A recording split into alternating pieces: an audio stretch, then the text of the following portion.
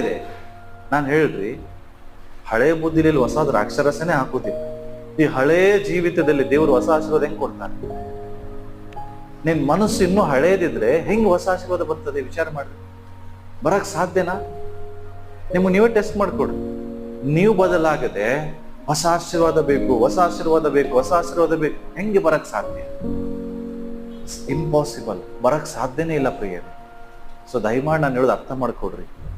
ನಿಮ್ ಜೀವಿತದಲ್ಲಿ ಹೊಸ ಆಶೀರ್ವಾದ ಬೇಕಾದ್ರೆ ಫಸ್ಟು ನಿನ್ನ ಬುದ್ಧಲ್ಲಿ ಹೊಸದಾಗ್ಬೇಕು, ನಿನ್ನ ಮನಸ್ಥಿತಿ ಹೊಸದಾಗ್ಬೇಕು, ನೀನ್ ಬದಲಾಗ್ಬೇಕು. ಮನುಷ್ಯನು ತನ್ನ ಒಳ ಯೋಚನೆ ಅಂತ ಇದ್ದಾನೆ. ಇವತ್ತು ಪರೀಕ್ಷೆ ಮಾಡ್ಕೋ, ನಿನ್ನ ಆಲೋಚನೆ ಹೆಂಗಿದೆ? ಇನ್ನೂ ಸ್ವಾರ್ಥದಿಂದ ಕೂಡಿದೆಯಾ? ನಾನೊಬ್ಬನೇ ಉದ್ಧಾರ ಆಗಬೇಕು? ಇನ್ನೂ ಸ್ವಾರ್ಥದಿಂದ ಕೂಡಿದೆಯಾ? ಇನ್ನೂ ಹೊಟ್ಟೆಗಿಚ್ಚಿಂದ ಕೂಡಿದೆಯಾ? ಅವ್ರು ಉದ್ಧಾರ ಆಗ್ಬಾರ್ದು.